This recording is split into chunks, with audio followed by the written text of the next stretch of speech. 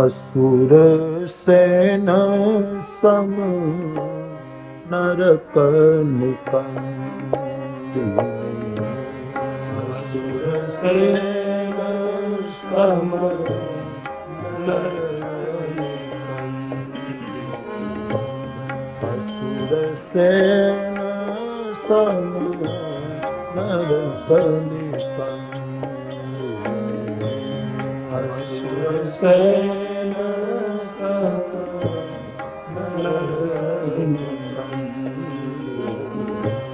साधु विबुध कुल हितगिरि नंदिनी, साधु विबुध कुल हितगिरि नंदिनी, साधु विबुध कुल हितगिरि नंदिनी, साधु विबुध कुल हितगिरि नंदिनी, असुर सेन सम नरक निकंदिनी, असुर सेन सम नरक निकंदिनी, संत समाज पयोधीर मासी, संत समाज पयोधीर मासी, संत समाज पयोधीर मासी, संत समाज पयोधीर मासी, विश्व भार भरे अचल क्षमासी, विश्व भार भरे अचल क्षमासी, विश्व भार भरे अचल क्षमासी, विश्व भार अचल क्षमासी, संत समाज पयोधीर मासी, संत समाज पयोधीर मासी, असुर सेन सम नरक निकंदिनी, असुर सेन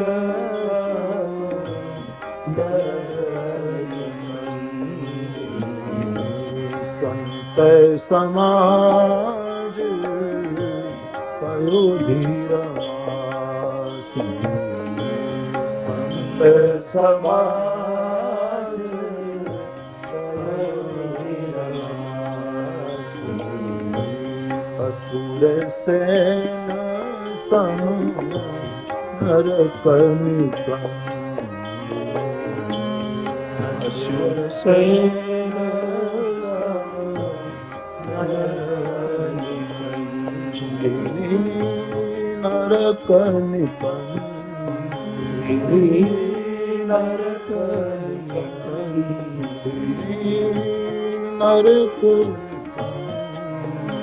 निकंदिनी, नरक निकंदिनी,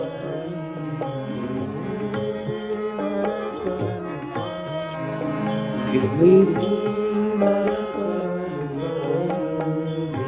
बोलिए हनुमान जी महाराज।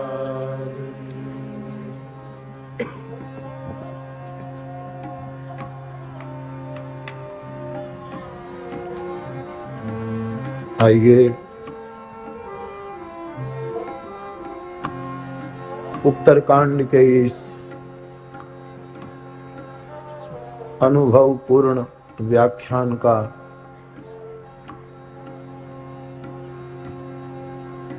श्रवण करें।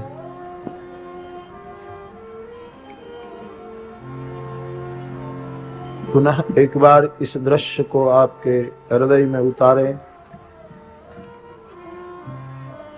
सुमेरु पर्वत का वो नील शिखर, जहां परम भागवत इच्छा मरण कागभुसुंडी विराजित है, बट के वृक्ष के नीचे, और भगवान का वाहन ज्ञानी भक्त गरुड़ जी उनको अपनी जिज्ञासा पूछ रहे हैं कि हे भगवान,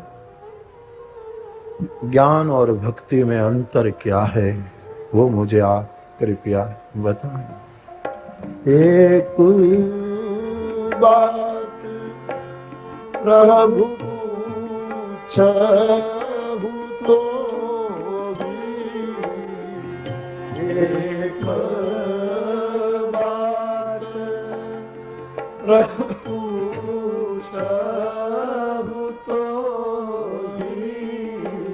कहु बुझाई कृपा निधि मोहि कहहि संत मुनि वेद पुराना नहीं कछु दुर्लभ ज्ञान समाना सोई मुनि तुम शरण कहु गोसाई नहीं आदरे भगति की ज्ञान ही भगति अंतर के सकल कहूँ प्रभु कृपा के सुनी पूरदारी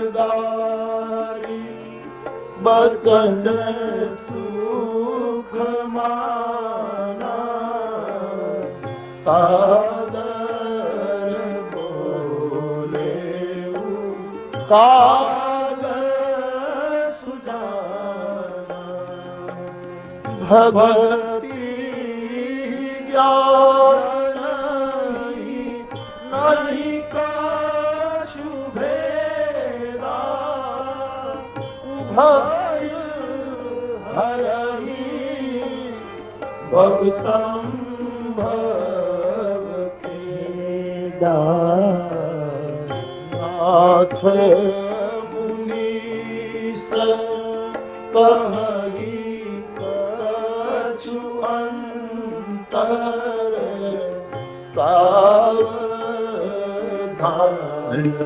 सो सुनो विहंबर ज्ञान विराग जोग विज्ञाना हे सब पुरुष सुनहु हरि जाना पुरुष प्रताप प्रबल सब भांति अबला सहज जन जाति पुरुष त्यागी सकल नारी जो विरत मधुर न तो कामी विषया बस विमुख जो पद रघुवीर सो मुनि ज्ञान निधान मृगनयनी विधुमुख विवश होई हरि जान नारीषु माया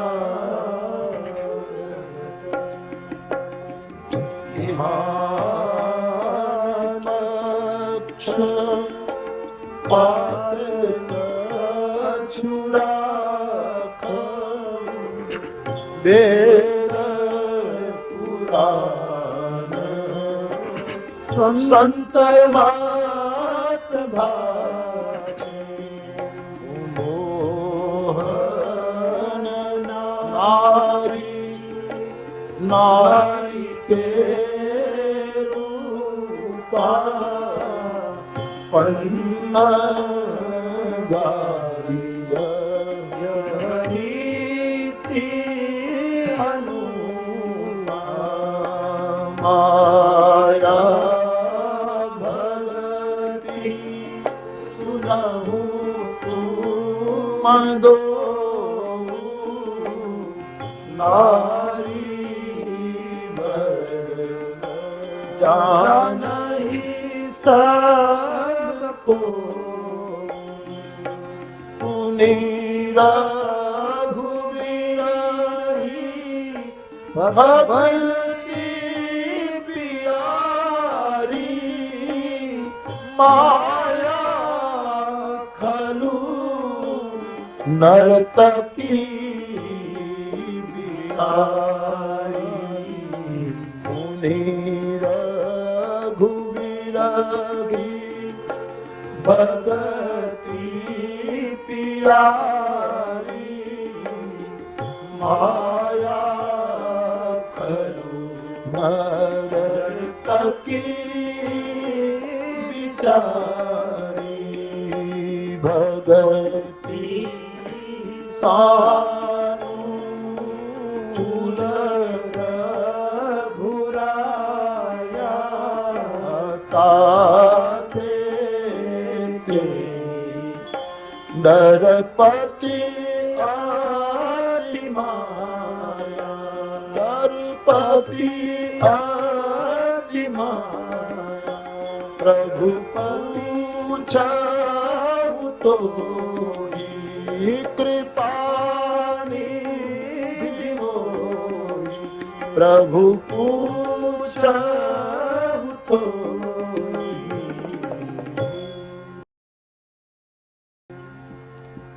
ज्ञान और भक्ति में क्या अंतर है, जिसकी चर्चा इन दिनों में हम कर रहे हैं। पुनः एक बार इस बात को आप एकाग्रता से दृढ़ करें कि काकभूषुंडी ने कहा कि वैसे भक्ति और ज्ञान में कुछ अंतर नहीं है और कुछ अंतर है भी। नाथ मुनीस कहहि कछु अंतर। और इस क्रम में हम कल तक जो चर्चा कर रहे थे कि भुसुंडी ने कहा कि मुनीश लोग थोड़ा अंतर बताते हैं, थोड़ी एक रेखा खींचते हैं दोनों के बीच में, और वो ये है कि ज्ञान पुरुष है और भक्ति स्त्री है। पुरुष प्रबल होता है, स्त्री अबल होती है। स्त्री पुरुष को मोहित कर सकती हैं।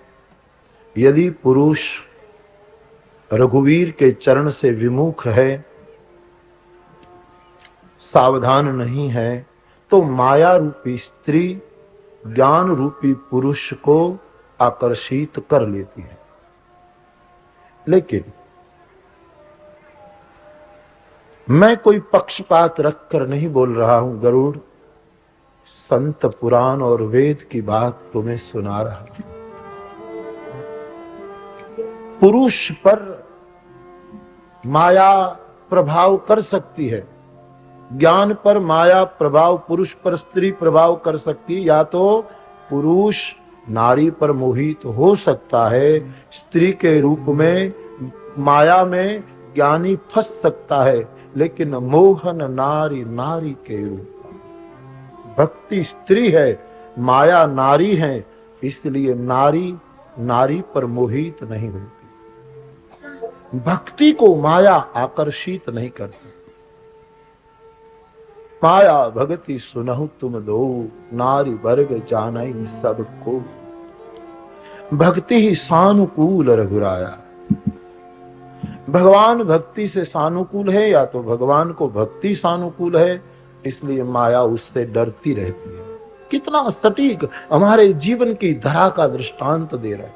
कल हम इस अंतिम मुद्दे पर कह रहे थे कि भक्ति प्यारी है, माया बिचारी है। क्या शब्द ले आए तुलसी। भक्ति भगवान को प्यारी है और माया बिचारी है। माया नर्तकी है, भक्ति नर्तकी का उल्टा कीर्तन है। कीर्तन प्रभु को प्रिय है और वो दुनिया को मोहित कर सकती है, लेकिन फिर भी बिचारी है। नर्तकी, मैंने कल भी कहा, सब उनके पास जाते हैं, वाह वाह करते हैं, दाद देते हैं, पैसे उड़ाते हैं, लेकिन अंत में नर्तकी का कोई नहीं रहता, सब चले जाते हैं उठ उठ कर। वैसे माया अंत में उसका कोई नहीं, उनके आंसू कोई नहीं पहुंचता, भक्ति के आंसू स्वयं भगवान पहुंचते। तो नर्तकी और कीर्तन यानी माया और भक्ति दोनों में साम्य भी बहुत है और अंतर भी बहुत है। ज्ञान और भक्ति का बड़ा मधुर समन्वय और मुनीश की दृष्टि में जो थोड़ा भेद है, बड़ा प्यारा गोस्वामी जी ने रखा है।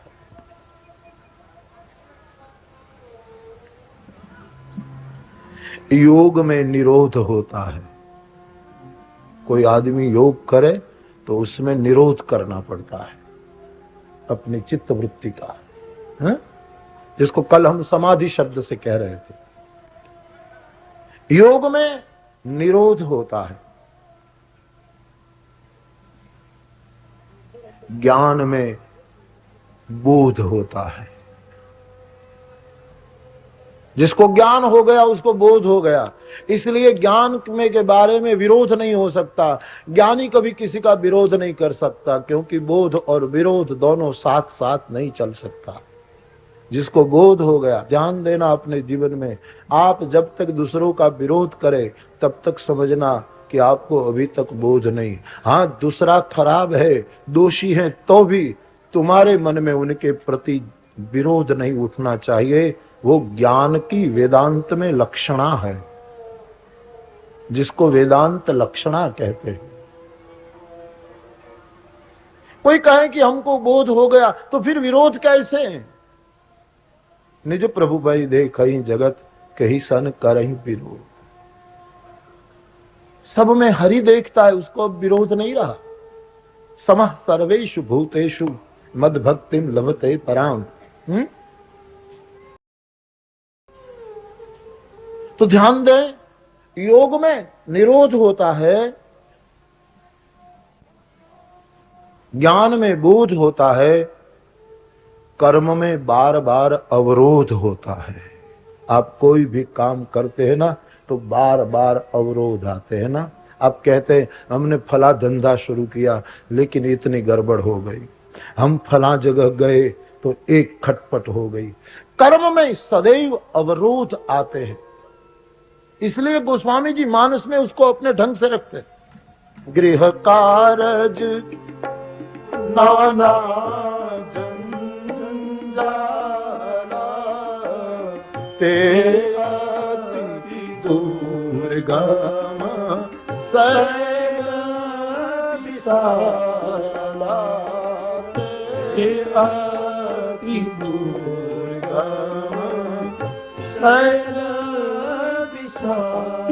हमारे संसार की प्रवृत्ति, हमारे संसार के जो काम है उसमें अवरोध आते हैं। लोग कहते हैं हम करने गए लेकिन अवरोध आ गया, नहीं कर पाए, इतना पाना था नहीं पा सके, बीच में तकलीफ हो गई। अवरोध कर्म में होता है, लेकिन भक्ति में न अवरोध है न किसी से विरोध है, न किसी बात का निरोध करना है। भक्ति में भगवान से अनुरोध है। हे भगवान, दरस गुण दुखन लागे में केवल अनुरोध होता है, केवल आत्मनिवेदन होता है, केवल एक प्रस्ताव होता है, निर्णय तू करे। ये भक्ति की विलक्षणता है, उसमें अनुरोध होता, दोनों ओर से। भक्त भी अनुरोध करता है, भगवान भी भक्त को अनुरोध करता है। भक्ति अनुरोध प्रधान होती है। तो इन सूत्रात्मक बातों को ध्यान में रखना मेरे भाई। चित्त में निरोध नहीं हुआ तो तुम्हें लोग लाख योगी कहे तो भी अपने आप को धोखा मत देना, तुम योगी नहीं हो, तुम भोगी हो। बिना निरोध योगी हुआ नहीं जाता। तुम दूसरों का विरोध करे, तुम्हें बोध नहीं हुआ तो जगत भले ही तुम्हें पंडित कहे, बड़े विद्वान कहे, अपने आप को गलती में मत रखना, अभी ज्ञान नहीं हुआ। और कर्म में अवरोध होता ही है, हाँ? भक्ति में अनुरोध होता है। ये सब बिलक बिलक शब्दों में मैं आपको सरल करने की चेष्टा कर रहा हूं ताकि बात आपके हृदय में दृढ़ हो जाए। योग में निश्चलता होती है, अचलता। दूसरे शब्दों में लीजिए, योग में निश्चलता होती है, स्थिरता। चित्त की लौ तैल धारावत हो जाती है, जरा भी कंपन न आओ। योग में निश्चलता होती है।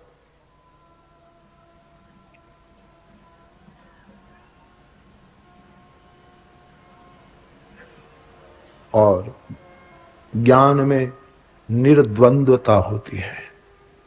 निर्माण मोहा जित संग दोषा अध्यात्म नित्या विनिवृत्त कामा द्वंद्वेर विमुक्ता सुख दुख संग। ज्ञान में दो नहीं रहता, ध्यान देना। आचार्य शंकर कहते हैं अद्वैत ही ज्ञान है। ज्ञान में मैं पहले भी कह चुका हूं, ज्ञान कभी दो नहीं हो सकता, ज्ञान एक ही हो सकता है। जो भगवान का ज्ञान है वो ही ज्ञान तुम्हारा हो जाए, तभी समझना तुमको ज्ञान हुआ।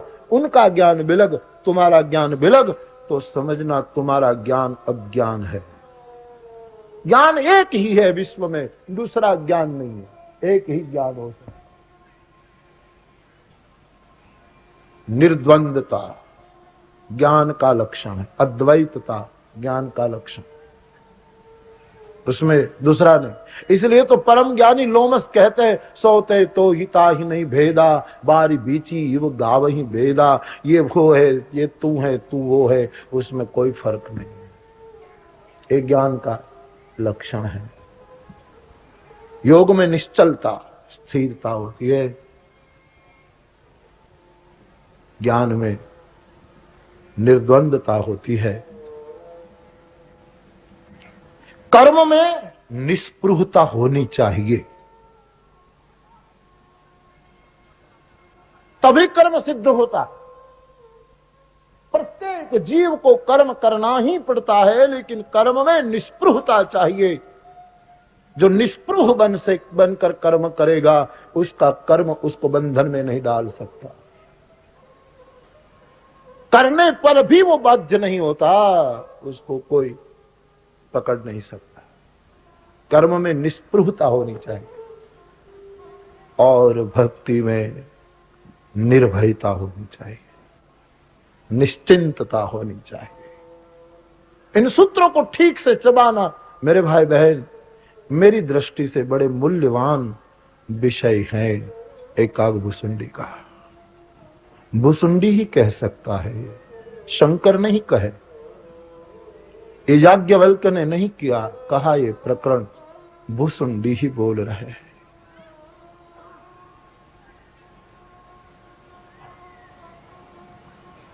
तो ज्ञान और भक्ति, इनका जो कुछ अंतर है,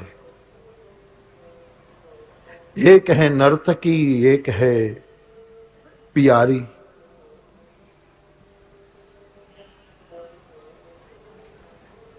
अब नर्तकी को पिक्चर में आपने किसी कोठे पर, या तो कई लोग ऐसे रसिक हो कि नृत्य देखने जाते हो, वो जानते होंगे।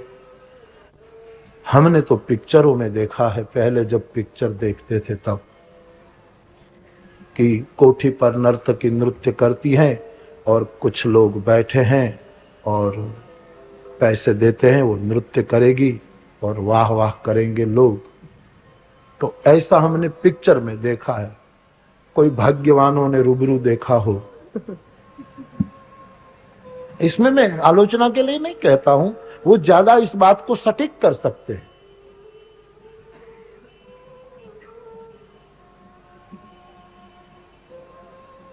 क्या होता है नर्तकी के कोठे पर, एक थोड़ा और आगे चले, थोड़ा थोड़ा थोड़ा, हाँ, ये पापा पगली है, बहुत सावधानी के साथ चलना पड़ेगा। कल तो मुझे इस प्रसंग को समापन कर देना पड़े, लेकिन मुझे लगता है ये चलता रहे, ऐसा प्रसंग है, बहुत सुंदर, बहुत उभर रहा है, तो मैं रोक नहीं पाता हूं अपने आप को। कभी तो यहां से जाता हूं ना, तो होता है कि दोपहर को भी यही शुरू कर दूं, कहीं आया चला जाए तो, क्योंकि ये कोई रेडीमेड बात तो नहीं होती है ना, है? कहीं मेरे श्रोता कुछ बातों से रहित रह जाए तो, इसलिए मैं भी अपने आप को नहीं पकड़ पाता हूं, बोले जा रहा हूं।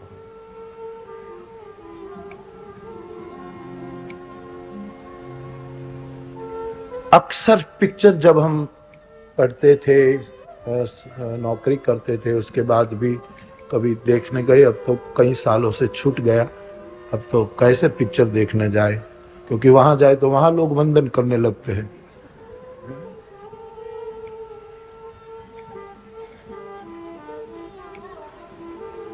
तो पिक्चरों में देखा है कि जहां नर्तकी का नृत्य होता है, वहां देखने वाले ज्यादातर शराब पीते हैं,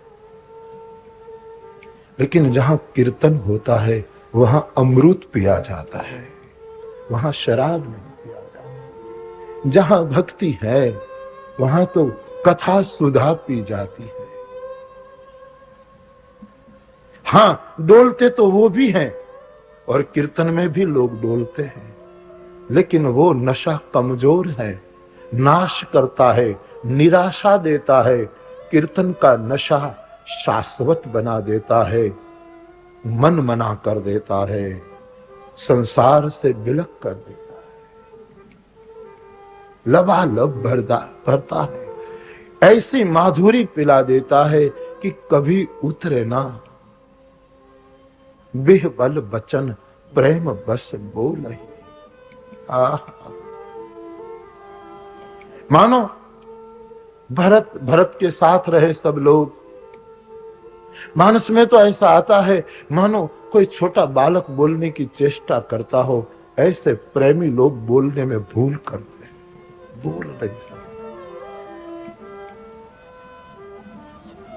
ऐसी एक भगवत भक्ति की माधुरी होती है, सराबोर कर देती है। तो नर्तकी के पास लोग शराब पीते हैं, कीर्तन में भक्ति में लोग कथा रस पीते हैं। करहु श्रवण पुटपान, कानों से तव कथामृतम, जो कुछ कहो। हाँ, ये भेद है दोनों, माया और भक्ति का।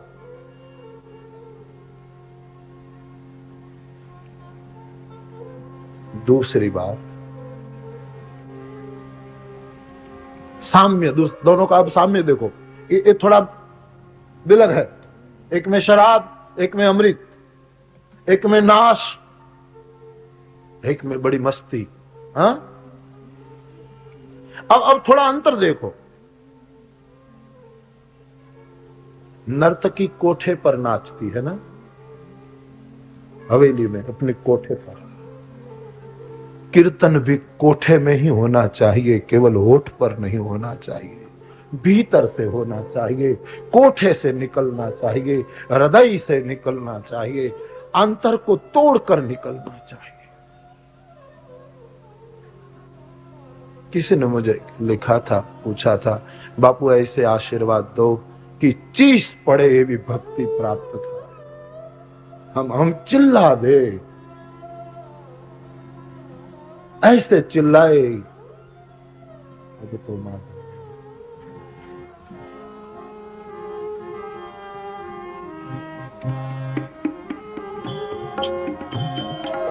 अब तो माधव मोही ऐसी कोठे से निकले, भीतर से निकले कीर्तन। अब तो माधव मोही तो माधव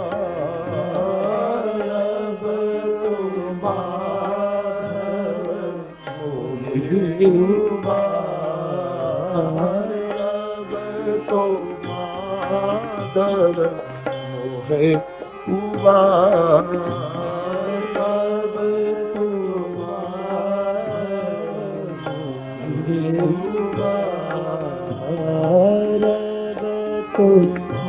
हे हरि, हे भगवान, अब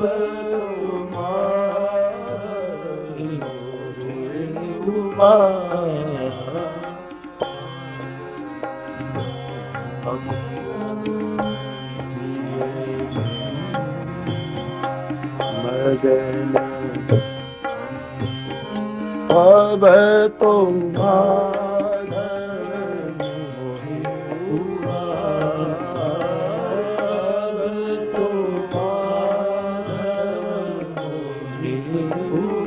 मेरा कहने का तात्पर्य यह है, भक्ति कोठे से निकलती है, कीर्तन कोठे पर होता है, ये उनका भेद है।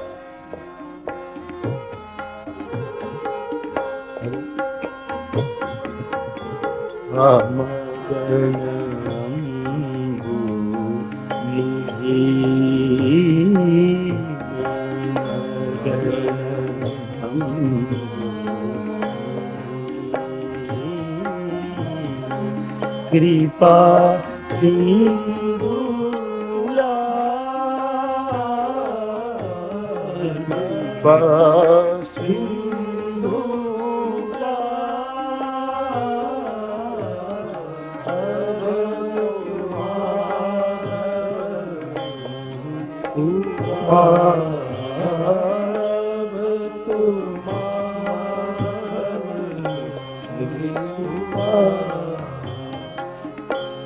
नर्तन कोठे पर होता है, कीर्तन कोठे में से प्रकट होता है।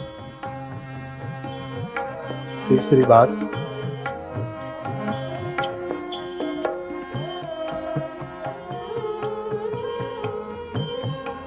नर्तकी के आंख में इशारे होते हैं और भक्ति की आंख में आंसू होते हैं।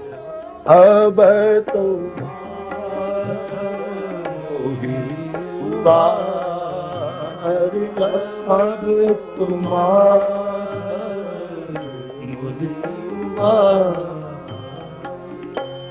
नर्तकी इशारे करती हैं, आंखों को हिलाती हैं, डामाडोल कर देती हैं व्यक्ति को।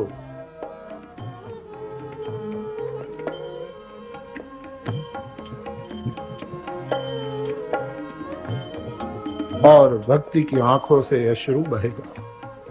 वहां इशारे नहीं, वहां सुरमा नहीं होता, वहां शांति होती है।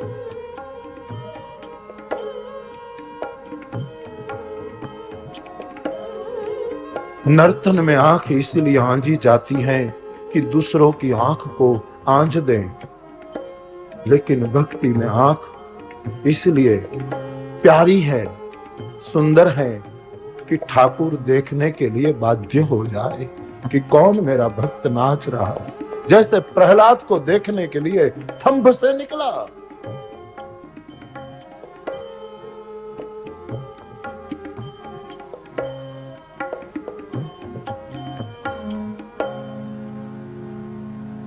एक और भेद आपने देखा होगा,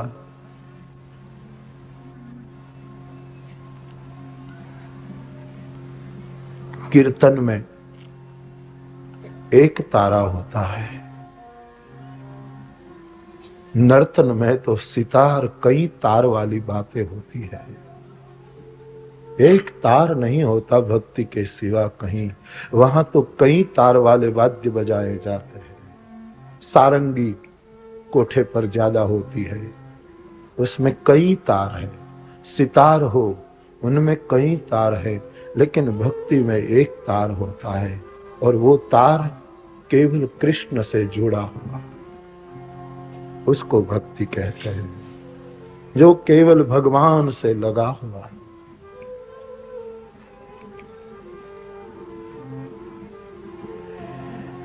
आपने देखा होगा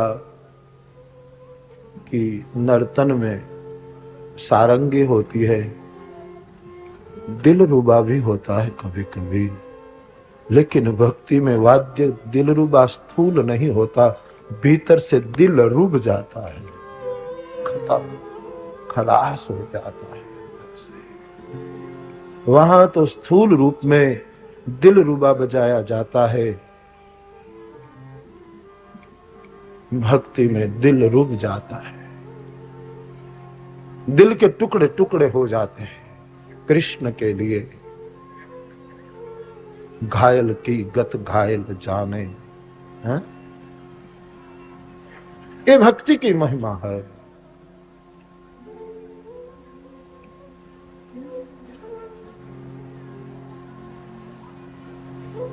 एक और बात,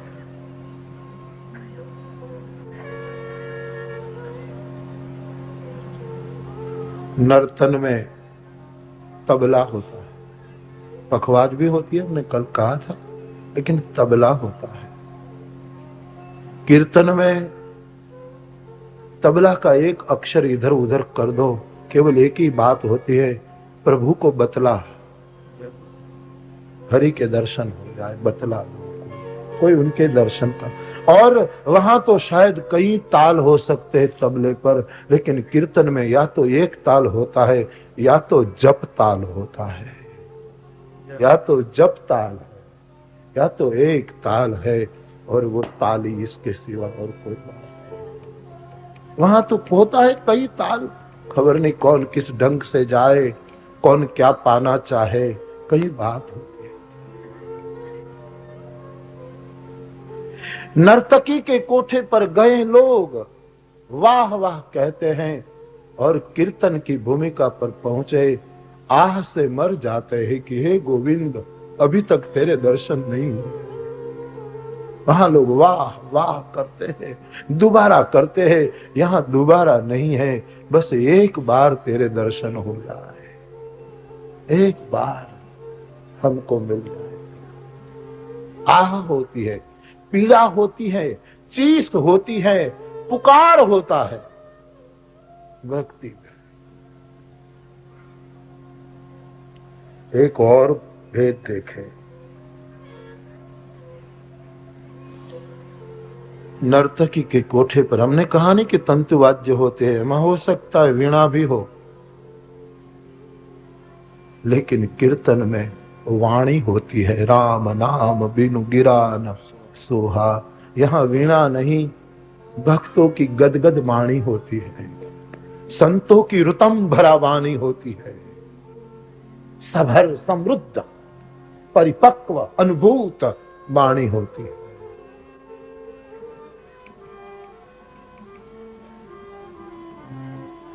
एक और अंतर देखिए, नर्तकी के कोठे पर गए, वहां मोह होता है, लेकिन कीर्तन में गए वहां मोह नहीं, वहां तो होम होता है। यज्ञा नाम जप यज्ञोस्मि स्थावराणाम हिमा। वहां मोह नहीं, थोड़ा इधर उधर अक्षर को कर दो, होम होता है, समर्पण होता है, स्वाहा होता है, कुर्बानी होती है, प्रभु के लिए खत्म हो जाना। जैसे चकोरी कहती है कि मैं, चकोर कहता है मैं जलकर भस्म हो जाऊं, मेरी भस्म की ढेरी पड़ी रहे। कभी शंकर यहां से निकले और भगवान शंकर भस्म लेकर अपने भाल में लगाए तो उनके भाल में रहे चंद्र को मैं पा जाऊं भस्म बनकर। ये स्वाहा का भाव प्रेम में हुआ करता।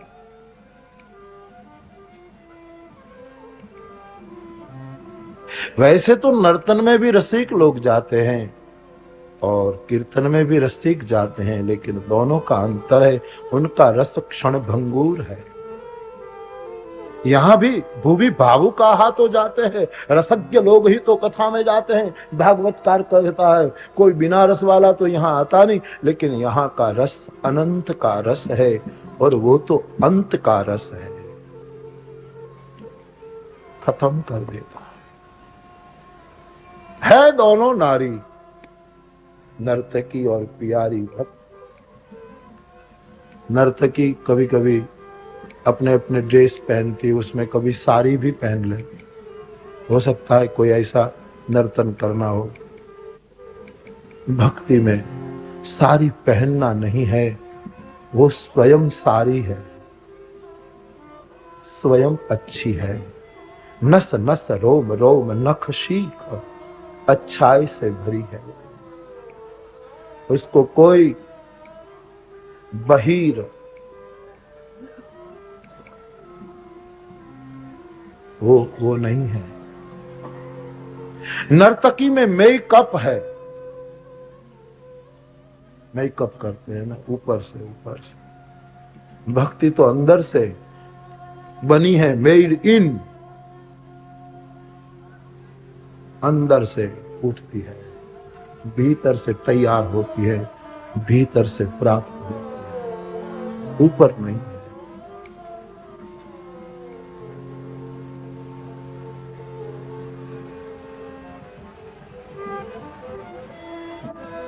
बहुत से ऐसे अर्थ नर्तकी और कीर्तन के हैं।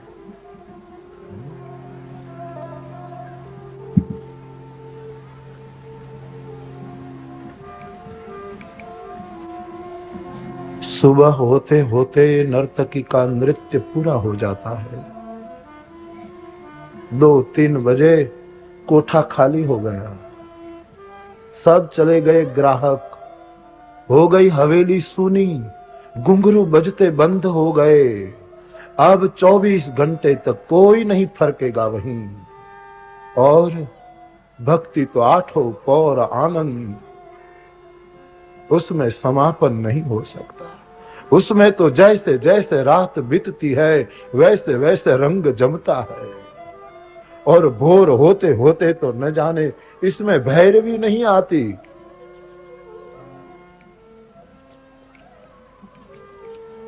यानी मेरा कहने का मतलब समापन नहीं आता, शुरू रहता है, शुरू रहता है।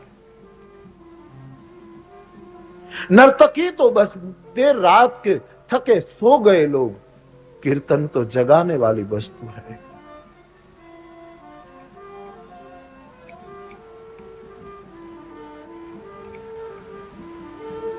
हरि नाम का सुमिरन जगा देता है, जीव को धन्य बना देता है। इसलिए करो भक्ति।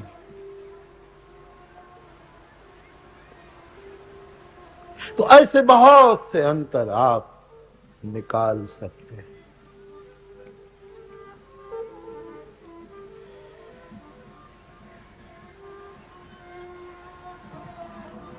नृत्य में तो ऐसा है कि नृत्य तो पुरुष भी करता है, नहीं करता है, लेकिन नृत्य की शोभा जितनी स्त्री पर होती है इतनी पुरुष में नहीं आ सकती। मछली भी कर सकती है, कोई अधिकार भेद नहीं है, कोई। और आप देखा होगा आपने कि नर्तन में, नृत्य में जो जाते हैं वहां पैसे दिए जाते हैं और धन दिया जाता है। कीर्तन में प्रेम दिया जाता है या तो मन दिया जाता है। यहाँ धन की कोई गुंजाइश नहीं है, मन दिया जाता है। मन मना भव मद भक्तो मध्याजी नमः। मन दिया जाता है, धन नहीं दिया जाता।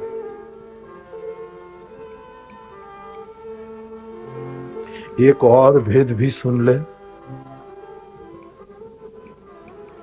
कोठे पर नर्तकी नृत्य करती हैं, वहां दीप जलते हैं। जहां कीर्तन होता है वहां भक्तों के दिल जलते हैं। तफावत छे बहु थोड़ो, तारी अने मारी महफिल में, गुजराती का शेर है। तफावत छे बहु थोड़ो, तारी अने मारी महफिल में, तू दीप बाळे छे अने हूँ दिल जलाऊं छू। तेरे घर दीप जलते हैं, हम दिल को रुबा रहे हैं, दिल को पिघाल रहे हैं, दिल जल रहे।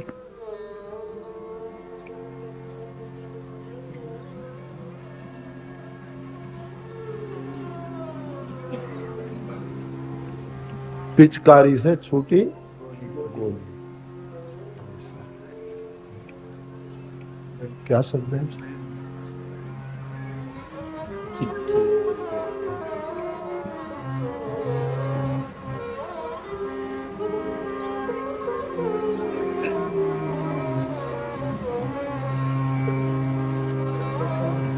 कहने का मतलब इतना फर्क है। वहां दीप जलाए जाते हैं, यहाँ दिल जलाए जाते हैं। और आपने देखा होगा कि बड़ी बड़ी महफिल होती है ना, तो जिसको गाना हो ना, पहले के मुगलों के जमाने में ये प्रथा है। मुगलों के जमाने में उसको, जिसको गाना हो, जिसको नृत्य करना हो, जिसको वो करना, उनके पास दीप लिया जाता था, उनके पास मोमबत्ती रख देते थे, तो वो गाएगा, वो नृत्य करेगा। दीप को रखा जाता है भक्ति में। यहां से लेकर यहां रखना ऐसा नहीं, सब दिल वाले ही होते हैं। सब के पास प्रभु प्रेम से भरा। क्रियतान क्रियतान, खरीदो खरीदो, कृष्ण रस से अभिभूत हृदय को खरीदो, ऐसी भक्ति को खरीदो। ये सब थोड़े बहुत अंतर है। कितना का है। तो ये है बिचारी। हमको बहुत अच्छा लगता है। मैंने कल कहा ना, मैं फिर दोहरा रहा हूं कि इतने लोग वाह वाह करने वाले कोठे पर होते हैं, लेकिन नृत्य पूरा होने के बाद इनका कोई नहीं। वो किसी को नहीं कह सकती कि ये मेरा है, मैं किसी की हूं। और भक्ति में कह सकता है कि सांवरा मेरा है, मेरे तो गिरधर गोपाल दूसरा न कोई। ये भक्ति की घोषणा है। उनके कोई होते हैं।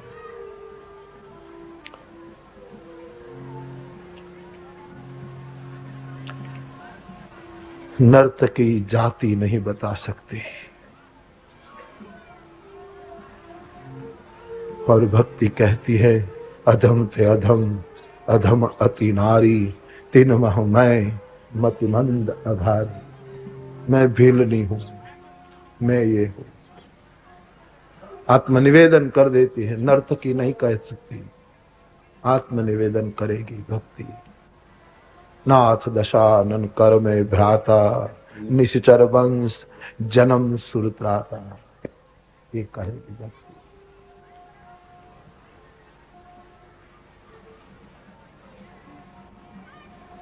भक्ति में तो पान कीर्तन नर्तकी के हवेली पर तो लोग पान चबाते हैं। भक्ति में, कीर्तन में आखंड पान करना है, आकंठ। सीधा पीना है न चबाना है, सीधा जल की तरह उतार दो एक बार भीतर, अंतः विशुद्ध हो जाएगा। अकंठ पान करना है भक्ति में।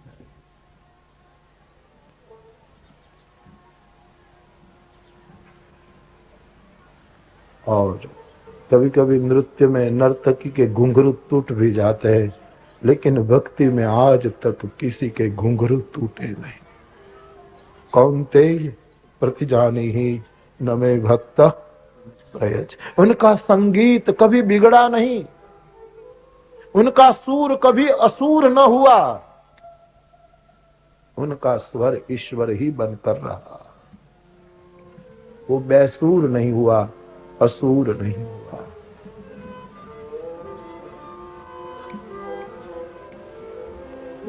तो माया है नर्तकी, भक्ति है कीर्तन। एक प्रभु को प्यारी है, दूसरी प्रभु को पास तो रहती है लेकिन बिचारी है, दया आती है उनकी। ऐसी बात है कागभूषुंडी ने रखी। अब आज के लिए आगे का प्रकरण, आगे का चरण, आगे का दर्शन।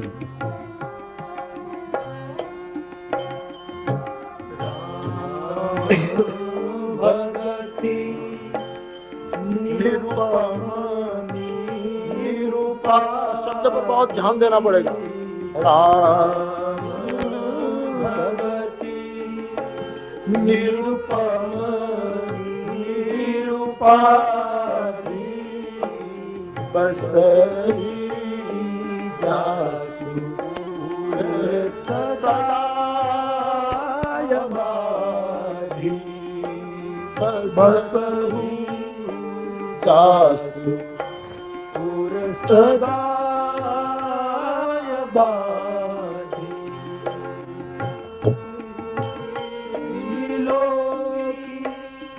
माया सकुचाई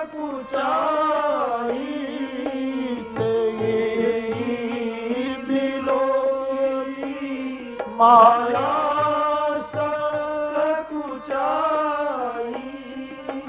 करी न सकई कछु निज प्रभुताई, सकई प्रभु निज प्रभुताई। अस विचारी जे मुनि विज्ञानी, जाचई भक्ति सकल सुख मानी, जाचई भक्ति सकल सुख खानी, सकल सुख खानी। अब धीरे से आगे सुने, आगे का दर्शन। राम भगति निरुपम निरुपाधि, ज्ञान ही भगति ही नहीं कछु भेदा। कल हम चर्चा करते थे कि योग में समाधि होती है, कर्म में उपाधि होती है और ज्ञान में निरुपाधि होती है। और ज्ञान ही भक्ति ही ज्ञान ही नहीं कछु भेदा। गोस्वामी जी कहते हैं भक्ति निरुपम भी है, निरुपाधि भी है।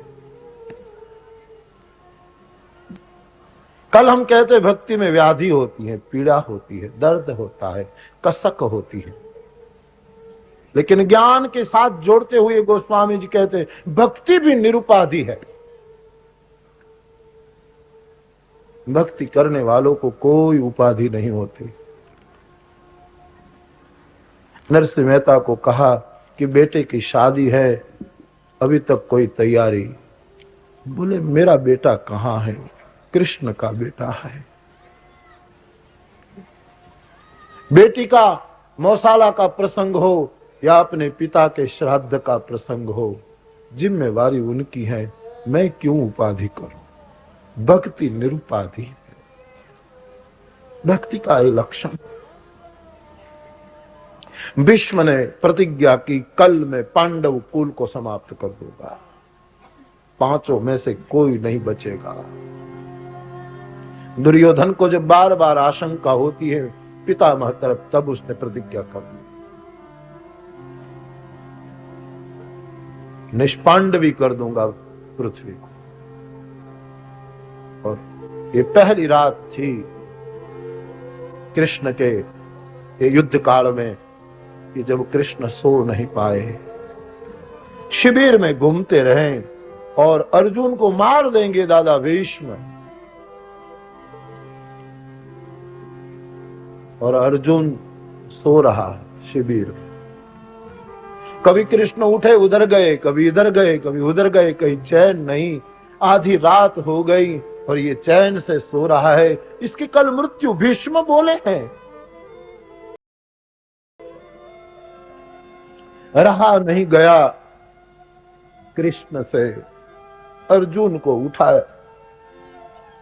तुमने प्रतिज्ञा नहीं सुनी? कौन सी? सोने दो ना, भगवान थके हैं।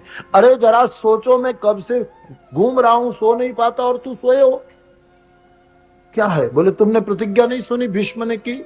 हाँ सुना कि उसने की हम मार देंगे सबको। तो उसकी प्रतिज्ञा, भीष्म की प्रतिज्ञा तू जानता है ना? बोले हाँ। वो मिटने वाली नहीं जानता है? बोले हाँ जानता हूं, करके ही रहेगा। तो करके रहेगा इसका मतलब यह कि उसकी प्रतिज्ञा सच होगी और तुम्हारी सबकी मृत्यु हो जाएगी, और तू अभी सोया है, तुझे नींद कैसे आती है?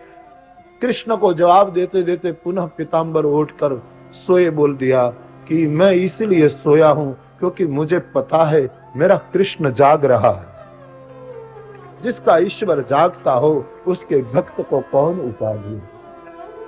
राम भगति निरुपम निरुपाधि। और पुनः सो गया वो। भगवान कृष्ण को लगा हद हो गई, अब मेरी प्रतिज्ञा टूट जाएगी, न मैं भक्त प्रणश्यति वाली। और उसको, और फिर ये पूरी कथा आपको आपने सुनी होगी ना। वो द्रौपदी को लेकर जाते हैं आशीर्वाद प्राप्त कराने के लिए भीष्म के। भीष्म का नियम था ना, सुबह संध्या में पहले जो आ जाए उसको जो चाहे दे देते थे। द्रौपदी को लेकर जाते, कृष्ण साथ में। बड़ी मधुर कथा। भगवान कृष्ण ने भी साड़ी पहनी थी।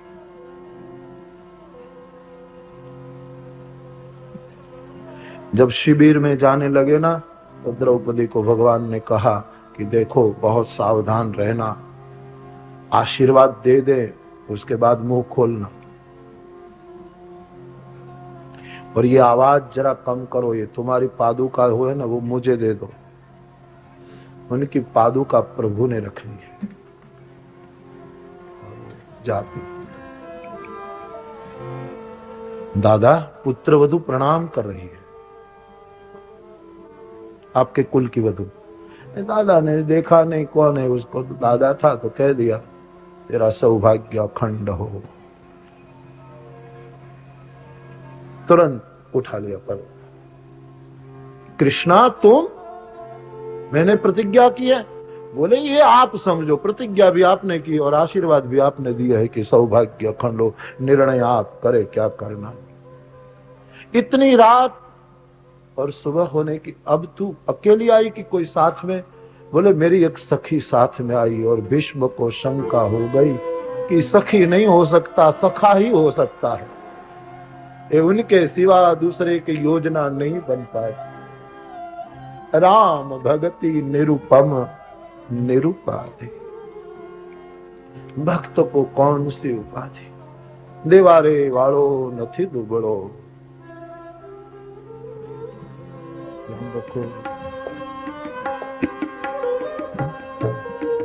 भगवान नथी रे भिखारी,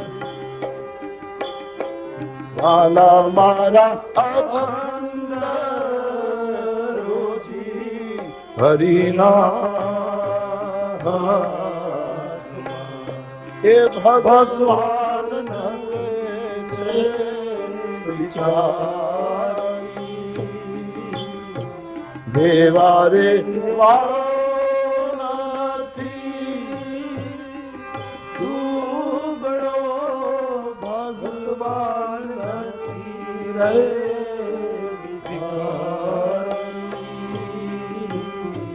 केवल हमारा अखंड रोजी हरिनाम।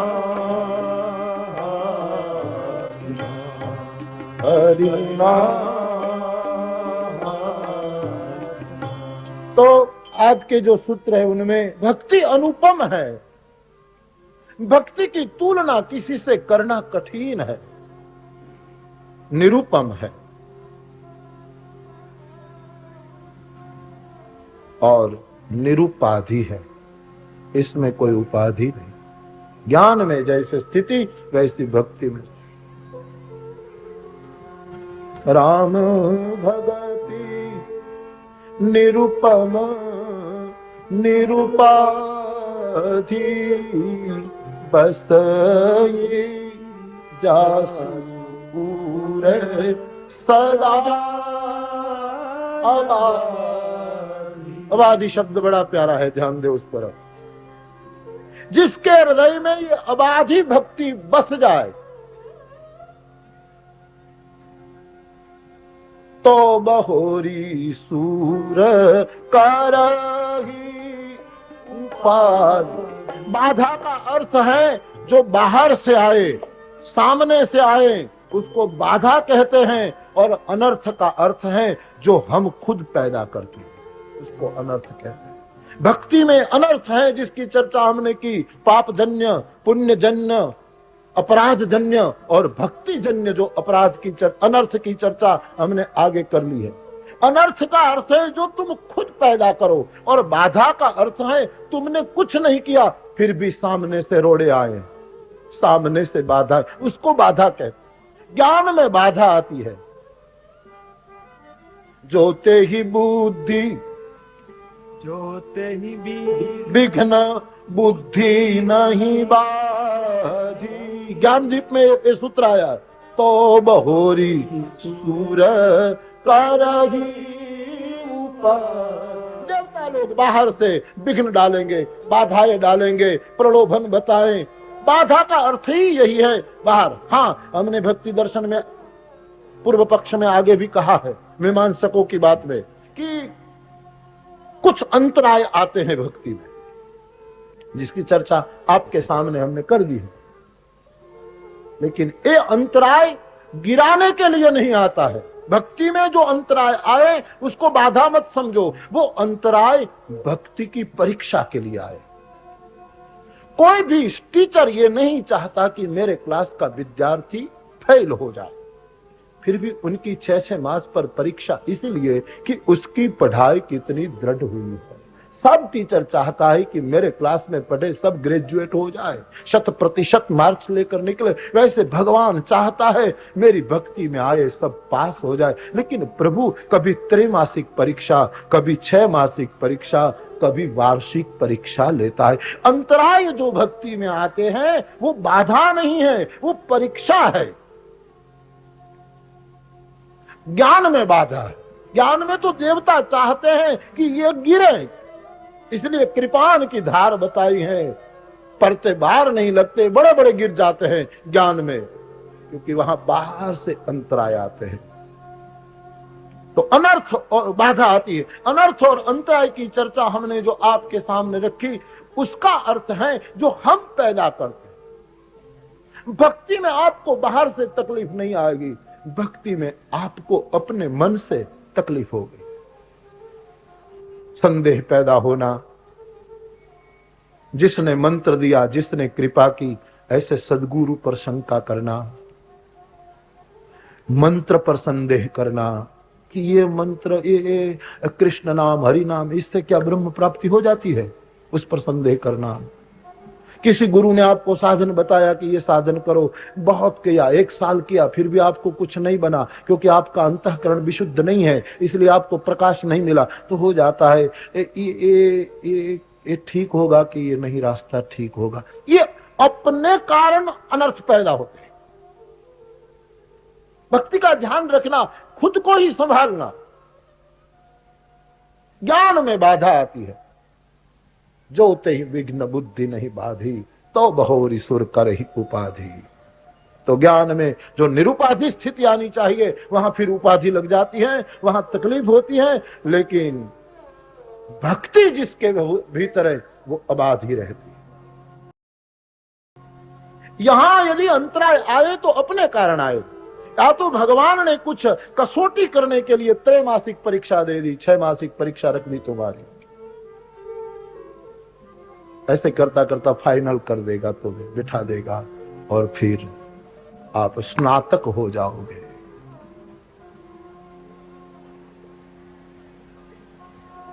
तो भक्ति में अनर्थ अपने अपने पापजन्य है ना, बिल्कुल सटीक शब्द है, अपने कारण पैदा होते, पुण्यजन्य होते, अपने कारण पैदा होने वाले अनर्थ आते हैं भक्ति में।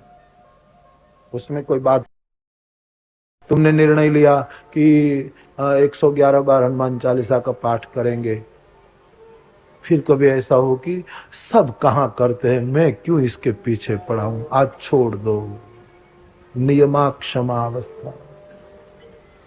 200 माला करना है तो लगेगा माला करने से क्या, फिर कभी दुगुना कर लेंगे। नियम टूट जाना, नियम ढीला हो जाना, नियम में तुम्हारी चालाकी बुद्धि तुम्हें राजी कर दे कि इतना फेरफार करने में क्या तकलीफ है। 4 बजे उठने का निर्णय किया हो और फिर 4 बजे आप ठीक उठे तो तुम्हारी बुद्धि कहे कहां क्या लूट जाता है, सोया रहो ना, 5 बजे उठना, ये नियमा क्षमा विघ्न है। होता है ना ऐसा, आप संकल्प करो ना तो भगवान पूरा कर दे। आप 4 बजे दृढ़ संकल्प करो कि उठना है, 5 बजे उठना है, तो भगवान 5 बजे उठाएंगे, लेकिन तुम्हारी बुद्धि, तुम्हारा मन कहेगा कि क्या लूटा जा रहा है, पड़े रहो ना, पूरा परिवार सोता है, तुम्हें एकनाथ हो जाना है, तुकाराम हो जाना, पड़े रहो, आधे घंटे में क्या बिगड़ जाएगा, पूरा दिन पड़ा है, फिर माला करना, ये आधे घंटे सुला देता है पुनः पुनः। ये सब नियमा क्षमा अवस्था है।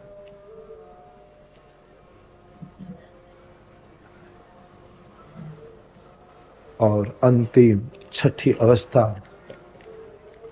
तरंग रंगिणी अवस्था। तरंग रंगिणी अवस्था, तुम्हारे मन में तरंग उठे, जैसे समंदर में तरंग उठते हैं, है तो पानी ही, तरंग भी आपके मन के अच्छे हैं, पानी के ही है, भक्ति भाव के ही है, फिर भी तरंग उठता है, और तरंग उठना अच्छी स्थिति नहीं है। तरंग रंगिणी अवस्था, क्या क्या तरंग उठेंगे। आप बहुत भक्ति कर रहे हैं, समाज में आपकी प्रतिष्ठा हो गई, लोग आपके पास पूजा करने के आते हैं, जय जयकार करते हैं, पैर छूते हैं, दंडवत करते हैं, कोई आशीर्वाद मांगते हैं, और फिर कभी आप आशीर्वाद देते हैं और भगवान को करना और सच हो गया, सच हो गया तो वो दौड़ कर आएगा, आपके आशीर्वाद से काम बन गया, और फिर तुम में, तुम्हारे भक्ति के पौधे में अहंकार की टहनियां फूट जाएगी कि मेरे कारण हुआ, हमने आशीर्वाद दिया तो हो गया। ये भक्ति के पौधे को बढ़ना है तो इन टहनियों को काटो, तरंग रंगीली भक्ति से बचो, ये साधकों को उनसे बचना है। ऐसा होता है, लोग ही कर देते हैं ना, आपके कारण हुआ, हम तो, हमारा धंधा बैठ गया था लेकिन आपने पुनः उठा दिया, 1 महीने में माला माल कर दिया, हमारे घर में ऐसी तकरार थी, ऐसी थी, आपने आशीर्वाद दिया और हो गया, अच्छी बात है, किसी के लिए अच्छा, लेकिन उनका अहंकार साधक में आ जाए, मेरे कारण हुआ। ये जो टहलियां, ये जो शाखाएं निकली हैं, उसको काटो। ये लहलहाती हिलती हुई छोटी छोटी टहलियां, शाखाएं, तिरखियों गुजराती में कहिए तो ये जो छोटी छोटी जो निकले, वो तरंग रंगीनी भक्ति की अवस्था है। भक्ति में 2 ख्याल रखना, विषयी नहीं रहना, और सिद्ध होने का कभी प्रयास मत करना, कायम साधक बने रहना।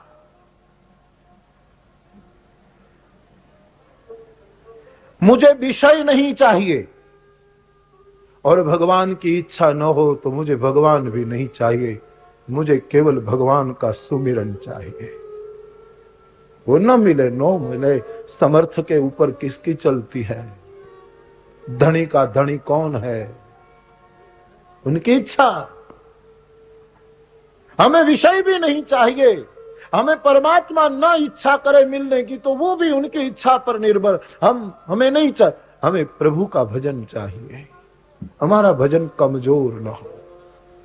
सिद्ध बनने की चेष्टा मत करना और विषयी कभी रहना मत, वो तो नरक निवास है, गंदगी में निवास। फर्ज निभाओ सम्यक विवेक से। मर्यादा छोड़कर भोगों में गए तो खत्म हो गए। तरंग रंगिणी अवस्था, ये बाधा नहीं है, बाहर से आने वाली वस्तु नहीं है। ये साधकों को क्रमशः ऐसी अवस्था आती है, एक के बाद उत्साही अवस्था से घन तरला अवस्था, उससे आगे जाओगे व्यूढ़ विकल्पा अवस्था, उससे आगे जाओगे विषय संग्रह अवस्था, उससे आगे जाओगे नियमाक्षमा अवस्था, उसके आगे जाओगे तरंग रंगिणी अवस्था।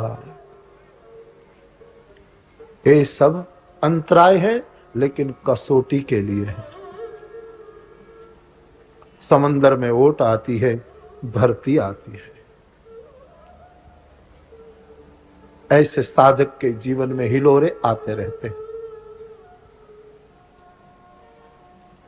तो भक्ति निरुपाधि है, निरुपम है, अबाधी है, उसमें कोई बाधा, बाहर से कोई बाधा नहीं। यदि अंदर से आप स्थिर हो गए, मजाल नहीं तुम्हारी भक्ति में बाहर से कोई कुछ कर दे। कोई करेगा तो भी तुमको वरदान लगेगा।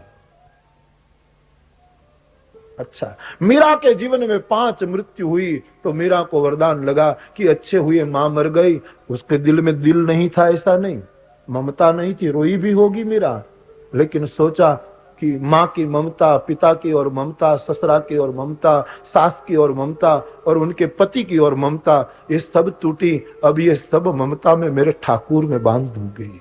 सब कर ममता ताग बटोरी।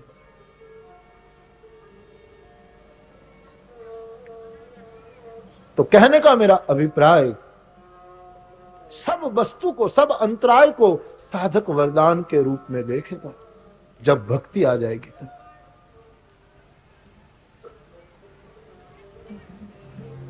मुनि श्राप जो दीना अति भल कीना, परम अनुग्रह मैं। अहल्या कहती, कब कहते हैं? रघुपति कृपा भगति पाई, एक बार भक्ति उसको मिल गई।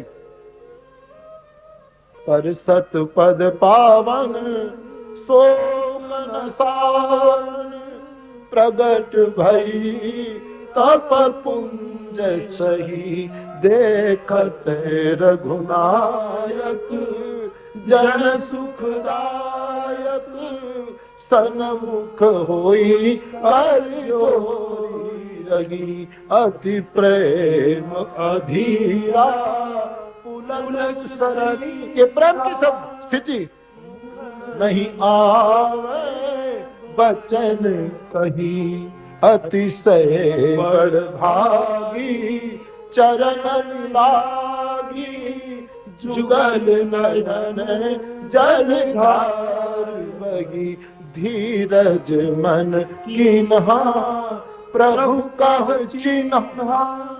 ज्ञान की पराकाष्ठा भक्ति में फिरती है ना। अहल्या की इन सूत्र पर लेके आप, धीरज मन कीन्हा और प्रभु का चिन्हा, ब्रह्मभूत हो गई, भगवान को पहचान गई। तो क्या हुआ? रघुपति कृपा भक्ति, ज्ञान का फल भक्ति बताया है।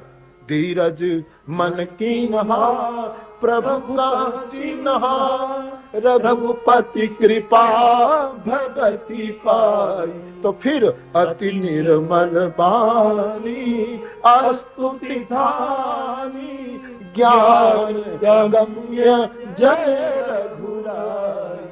ये सब जब हो गया, समझ और भक्ति मिली, तो पूरा दर्शन बदल गया। ये तो वरदान था, श्राप नहीं। मुनि श्राप जो दीना अति भल कीन्हा, परम अनुग्रह देखे लोचन हरि भव मोचन, इहै लाभ शंकर जाना। तो भक्ति आने के बाद दूसरों ने हमको कुछ किया, तकलीफ दी, वो भी वरदान के रूप में महसूस हो, सब अच्छा दिखाई देगा। भक्ति की आंख तो बड़ी अद्भुत होती है। वो कोई भी नदी को देखेगा ना तो सोचेगा बस यही यमुना है, और उसी के तट पर ही तो वो खेलता था। ये भक्ति की आंख है। वो कोई भी वृक्ष देखेगा तो सोचेगा बस यही वो वृक्ष है जहां अपने दोनों पैर लटकाए हुए कृष्ण बैठा रहता था, गायों की देखभाल कर। कोई भी टेकरा देखेगा तो सोचेगा ये यही तो गिरिराज है जो अंगुली पर उठाया गया था। हर बात में जिसकी आंख प्रभु को देखे, हरि का अनुभव करे, और फिर सूत्र सिद्ध हो जाता है, निज प्रभु मैं देख ही जगत के ही सन करे ही विरोध। फिर कहां विरोध करे, सब आशीर्वाद लगेंगे, सब अच्छा लगेगा।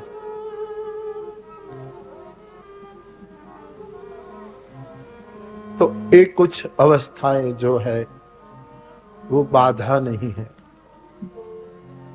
उनको या तो आपकी परीक्षा समझो या तो अपने कारण जो कुछ है वो समझो, लेकिन बाधा नहीं। और ये परीक्षा मैंने जैसा कहा, कोई हेडमास्टर, कोई प्रिंसिपल, कोई क्लास टीचर ये नहीं चाहता कि मेरे छात्र फेल हो जाए, कोई नहीं चाहता। सब चाहता है कि सब पास हो जाए। वैसे प्रभु चाहता है सब भक्त हो जाए, लेकिन परीक्षा तो जरूर करता है, त्रैमासिक, 6 मासिक, वार्षिक आदि परीक्षा। फिर वो उसको दूसरे वर्ग में, तीसरी श्रेणी में, चौथी श्रेणी में, 5वीं श्रेणी में, उत्तरोत्तर श्रेणी बदलता है।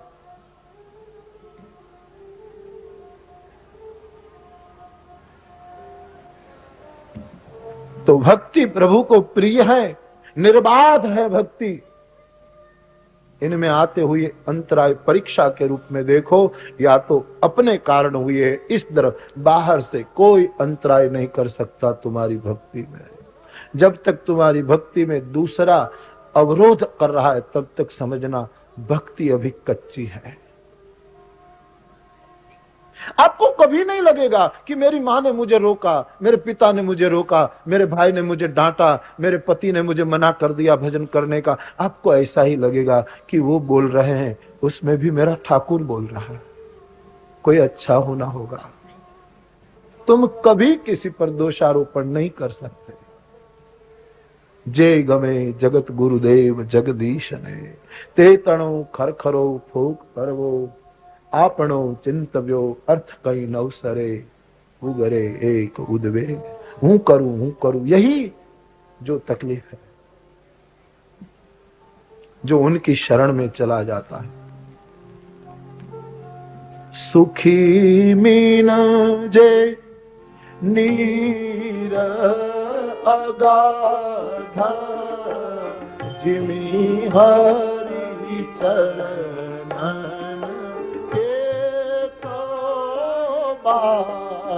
किसकिंदा कांड में आया है, जो हरि शरण में चला जाता है, जैसे बहुत अगाध पानी में मछली को कोई चिंता नहीं, वैसे जो हरि के शरण में गया उसको कोई बाधा नहीं आती, उनके जीवन में अबाध भक्ति आ जाती। सुखी मीना अगाधा, जिमी हरि चरण एक मछली पानी में होती है, ध्यान देना, दृष्टांत कितना सटीक है।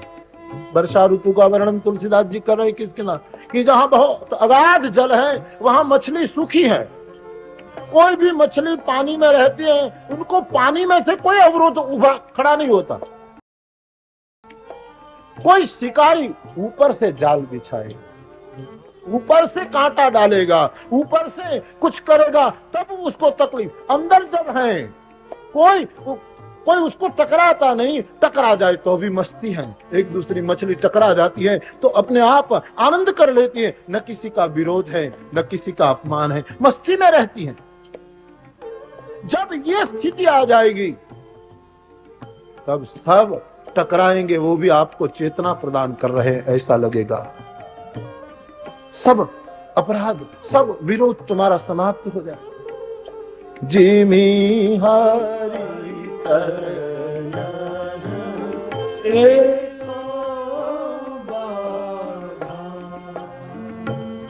कोई चिंता नहीं। फिर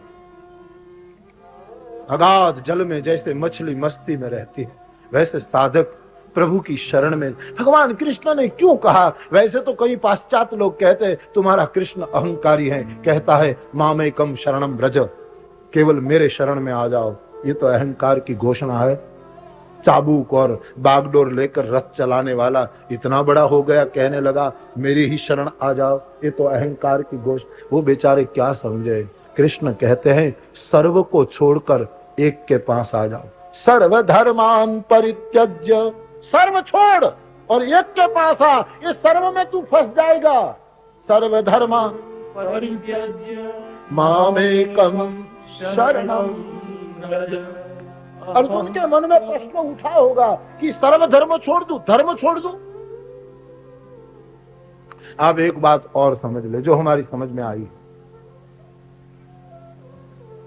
तुम लाख पुण्य करो, धर्म कर्म करो, इससे तुम्हारे पाप मिटते नहीं, दब जाते हैं। कोई ये सोचे कि हमने 1 लाख रुपए का दान दे दिया तो पाप मिट गया, नहीं। पुण्य से पाप मिटता नहीं, पुण्य से पाप दब जाता है। जैसे गोडाउन में कोयले की बोरी भरी है सब गुणी, उसमें कोई आकर खांड की बोरियां भर दे तो कोयले मिटे नहीं, लेकिन खांड के पीछे दब गए। वैसे तुम्हारे पुण्य कर्म तुम्हारे पाप को मिटा नहीं सकता, उसको दबा देता है। तब अर्जुन को हुआ कि तो फिर धर्म, बोले हाँ धर्म पाप को मिटाता नहीं, धर्म दबा देता है पाप को। तो फिर मिटाएगा कौन? अहम त्वा सर्व पाप, मेरे पास आ, तेरे पाप पुण्य सबको मिटाने वाला मैं हूं, तेरा धर्म नहीं मिटा पाएगा, वो तो दबा देगा। स्वर्ग किसको मिलता है? बहुत पुण्य करते। इसका मतलब ये नहीं कि उसका पाप मिट गया, पाप भी रहा लेकिन पुण्य की मात्रा बढ़ गई, इसलिए आदमी स्वर्ग में गया। और स्वर्ग में पुण्य जैसे खांड की बोरी निकल गई तो कोयले की बोरी शुरू हो गई और क्षीण पुनः आ गया धरती पर। स्वर्ग स्वल्प अंत दुखदाई, स्वर्ग स्वल्प अंत दुखदाई।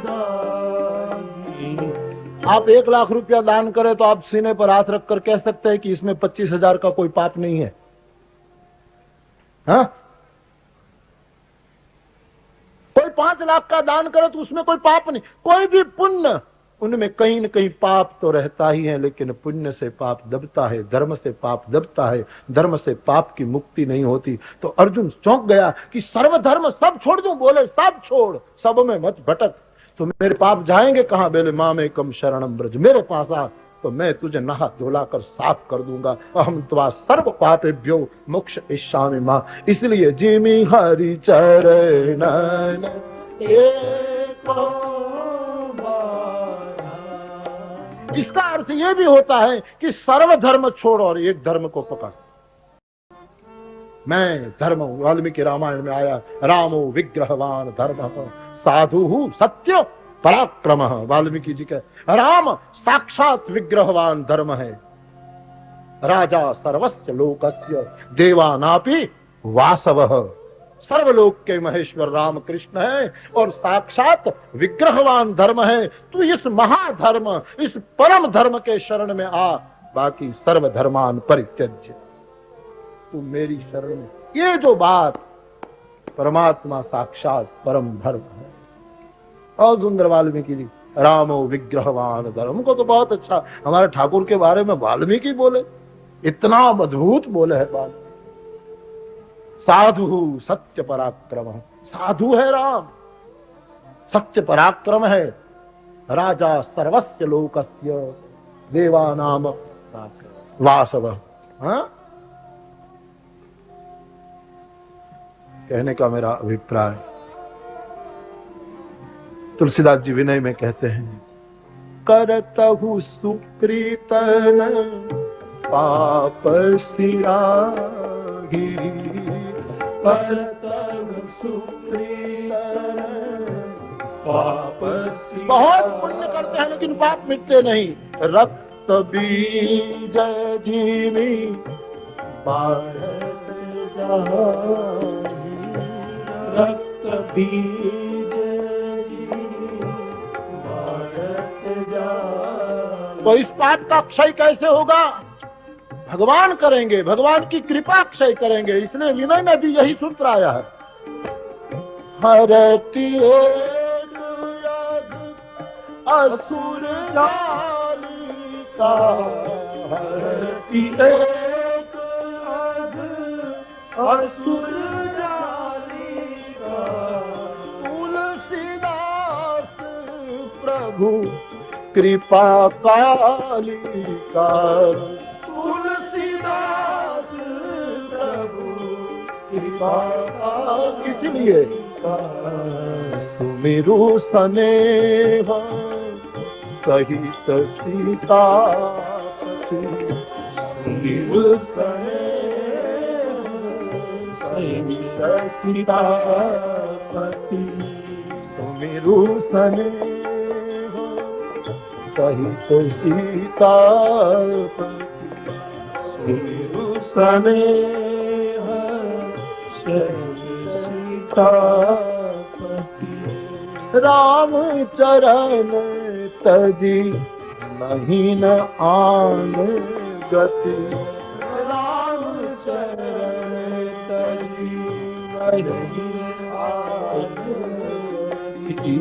सुमिरु स्नेह सहित सीतापति, सुमिरु स्नेह शरणम ब्रज, मेरा हो जा, सर्व को छोड़ एक का हो जा। ये सूत्र है गीता के इस मंत्र में। जिमि हरि चरणन एको बाधा। जैसे भगवान की शरण में कोई बाधा नहीं होती, कोई तकलीफ। मछली पानी में कोई खतरा नहीं, बाहर से खतरा होता है। और मछली को बाहर के खतरा, उसमें फंसने की बात नहीं तो उसको कोई तकलीफ नहीं, लेकिन यदि अंदर फंसी तो मुश्किल।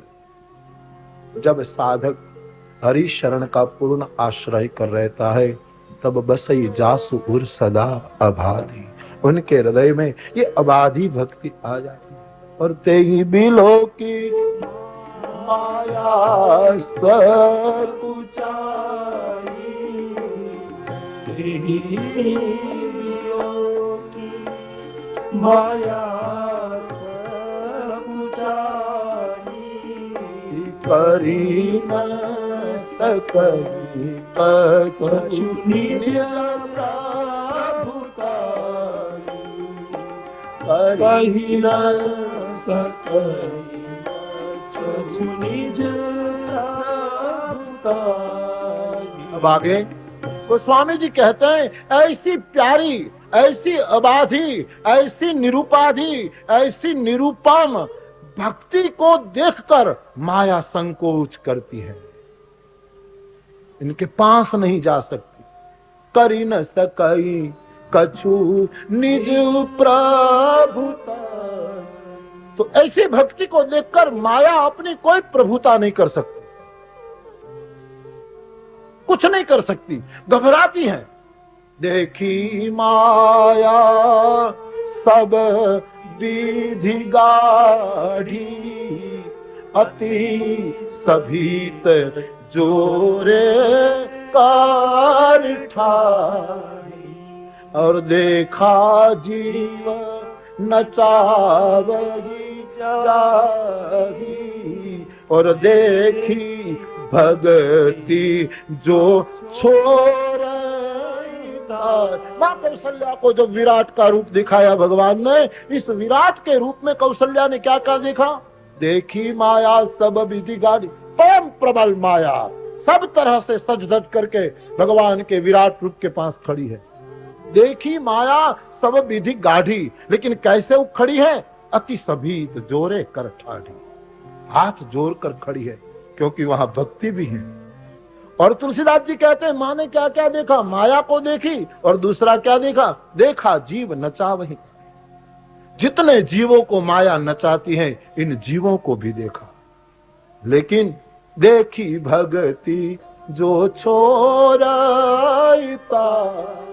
माया से छोड़ने वाली भक्ति भी खड़ी है। इसलिए तेही बिलो की माया ससुराई,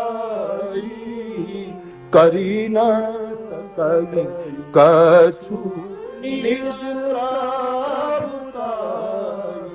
अति। बहुत सुंदर दृश्य लगता है हमको। कांप रही है माया, क्योंकि भक्ति महारानी खड़ी है, प्रभु की प्यारी व्यक्ति खड़ी है, इसलिए कांपती है। अति सभीत जोरे कार ठाढ़ी, पूरी दुनिया को भयभीत करने वाली माया भक्ति से संकोच अनुभव कर रही है। भक्ति पर उनका कोई प्रभाव, उनका कोई बस नहीं चलता, कांप रही है। और इनसे कांपने वाले जीव बताए, वो खुद भी कांप रही हैं, और उनसे कांपने वाले जीव भी बताए। देखा जीव नचा वही, इतने जीव जिससे नाचते हैं, भयभीत करती हैं, वो भी देखे। लेकिन जिसको भय मुक्त करती है भक्ति, वो शांत, निरुपाधि, निरुपम, अबाधी खड़ी है। तो जहां भक्ति है वहां माया अपना कोई प्रभाव नहीं कर सकती। इसलिए अस बिचारी जे की विज्ञानी, अस बिचारी जे मुनि विज्ञानी,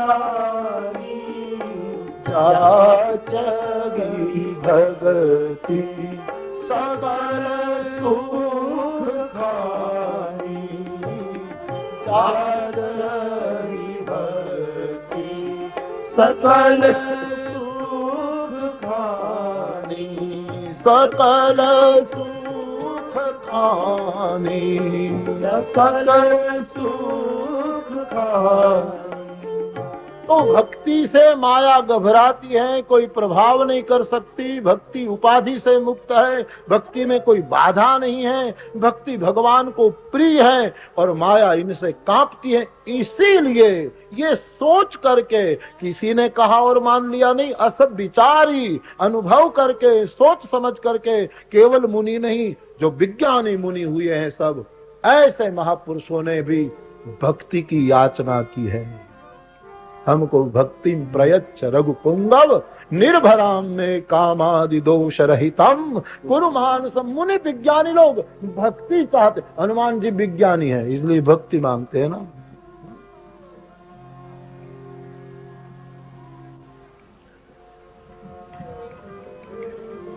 नाथ भक्ति तो सुखदायिनी, देहु कृपा करी अन पायनी। हनुमान जी वंदे विशुद्ध विज्ञान, जो मुनि विज्ञानी है वो भक्ति मांग रहे हैं।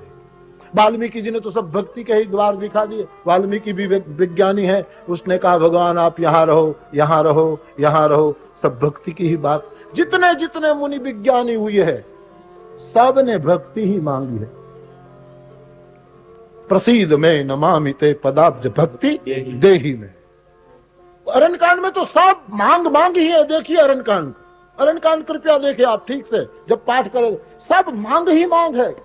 अत्रि महाराज से शुरू कर दिया, विनती करी मुनि नाई सिर कह कर जोरी बहोरी, चरण सरोरुह कबहु तजे व्रति मोरी। मेरी कभी वो न घटे, पदाब्ज भक्ति देही, मुझे पदाब्ज भक्ति प्रदान कर। शरभंग के पास भगवान गए। शरभंग ने भी यही, लखन जान की सहित प्रभु चाप बांध धर राम, मम ही गगन इंदुइव मेरे हृदय में निवास करो। यही मांगते हैं। प्रभु कह दे ये भक्ति सो लई, वही भक्ति ले रहे। सब भक्ति मांगते हैं। शरभंग सुतीक्ष्ण भी लो, वही भी यही मांग। सगुण रूप श्री राम, मेरे हृदय में आप सगुण रूप में निवास करो। नील जलद तनुषाम, आप मेरे हृदय में निवास करो, वो भी यही मांगता है। सुतीक्ष्ण के गुरु अगस्त क्या मांगता है? हाँ? वो भी कहता है महाराज मुझे देहू यह बर कृपा निकेता, बसहु हृदय श्री अनुज समेता, अविरल भगति विरति सतसंगा, प्रीति भगति अभंगा, प्रीति अभंगा, आपके चरणों में अखंड मेरी भक्ति रहे। ये अगस्त महाराज भी यही मांगते हैं, अत्रि भी यही मांगते हैं, शरभंग भी यही मांगते हैं, सुतीक्ष्ण भी यही मांगते हैं, सब यही मांग कर रहे हैं अरण्यकांड में। और सबरी के प्रकरण में तो आया है, जब जोग विराग सुख प्रद सब त्याग हूं, विश्वास करी कह दास तुलसी, राम पद अनुराग हूं। भक्ति की ही मांगे। और अंत में नारद ले लो, यह वर मांगू करूं ठिठाई। महाराज माफ करे, ऐसा वरदान मांगता हूं, आपको शायद अब पसंद नहीं आएगा। बोले क्या? राका रजनी भक्ति तव, राम नाम सोई सोम, अपर नाम उडगन। ज्यादातर अरण्य कांड में सब भगवान को हृदय में ही विराजमान कर रहे, असहु भगत और व्योम। मांगी बर गीध गए हरि हरि अविरल भक्ति, हाँ मांगी बर गीध गए। सब अविरल भक्ति की मांग कर, हमारे हनुमान जी भी भक्ति मांगे। और सनत कुमार क्या मांगते हैं? परमानंद कृपायतम, तुम मन परिपूर्ण काम, प्रेम भगति अनपायनी, देहु हम श्री राम। नारद ने भी, ये सब मुनि विज्ञानी लोग हैं, सनकादिक, नारद और भगवान वशिष्ठ जी ने क्या? नाथ एक बर मांगो। वशिष्ठ जी मांगते हैं, भगवान आप कृपा करके मुझे इतना वरदान दो, आपके चरण कमल से मेरा नेह कभी घटे ना। मेरे देह में प्रभु पद कमल कब घटे नहीं, मेरा नेह आपके चरणों से कभी विलग न हो, कभी छूटे ना। जनक को देखो तो जनक भी मांगते हैं, सब अस विचारी सब मुनि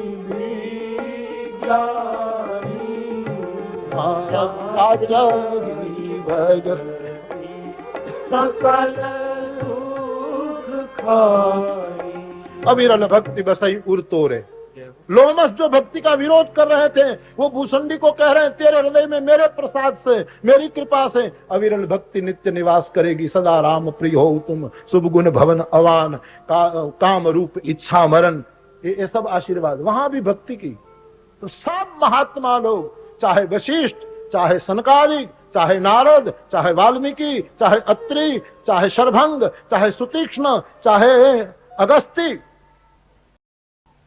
सनकादिक, कोई भी महात्मा, और सबके शिरोमणि भगवान शंकर, बार बार बर मांगो हर्षि देव श्री रंग, पद सरोज अनपायनी, भक्ति सदा सतसंग। तो यही बात बार बार इन मुनि विज्ञानियों ने जांची है। इसलिए गोस्वामी जी कह रहे हैं, काकभूषुंडी ने कहा, जाचहि भगति सकल सुख खाई, जाचहि भगति सकल सुख खाई। एक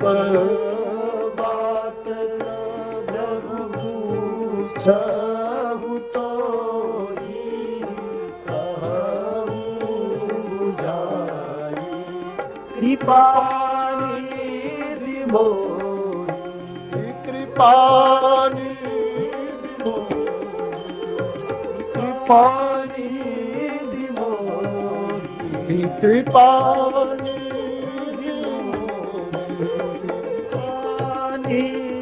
मोहि। भक्ति जहां है वहां कोई बाधा नहीं है, कोई उपाधि नहीं है, निरुपम है, भगवान की प्यारी है, भगवान को सानुकूल है और स्त्री है। इसलिए वो नर्तकी माया उन पर आकर्षित नहीं कर सकती, देखते ही संकोच अनुभव करती है। भक्ति पर कोई प्रभाव नहीं डाल सकती। और इसी कारण सभी विज्ञानी मुनि भी भक्ति की याचना ही करते रहे। हे खगराज, ये मेरे अकेले की बात नहीं बाप, मैं सबका मत देकर कह रहा हूं। मेरा कोई पक्षपात यहाँ नहीं। मैं संत पुराण और वेद का मंत्र डालकर ये भक्ति की बात कह रहा हूं। तो आज यहाँ तक आप रखे, कल का अंतिम कदम उठाएंगे, कल पर ले जा रहा हूं। लेकिन इस भक्ति को, इस भाव को, इनमें कई अवस्थाएं आती रहेगी, लेकिन बहुत बहुत सी बातें आपके सामने रखी गई हैं इन दिनों में। उस पर बहुत गुनगुनाना, बहुत उस पर हृदयस्थ करने के लिए गंभीर होना, और एक बार भक्ति मिल जाए तो फिर क्या कहना, धन्य हो जाओगे, कृतकृत्य हो जाओगे, मछली की तरह पानी में मौज करोगे। संसार छोड़ना नहीं पड़ेगा, संसार में रहकर आनंद लूटोगे। मछली समंदर से बाहर नहीं निकलती, समंदर में ही रहकर आनंद लूटती। वैसे साधक मछली की तरह भवसागर में रहता हुआ प्रभु के शरण की अबाध स्थिति को अनुभव करता रहेगा।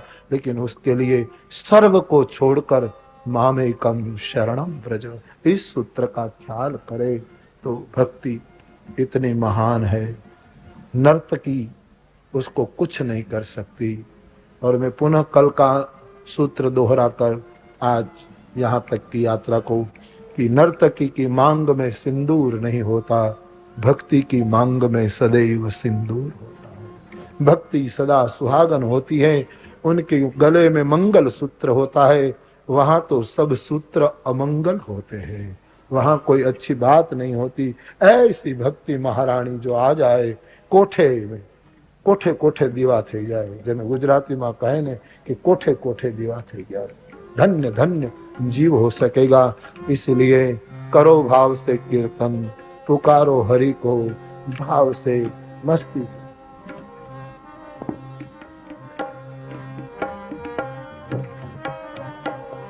राधे राधे श्री राधे, राधे राधे श्री राधे, राधे श्री राधे।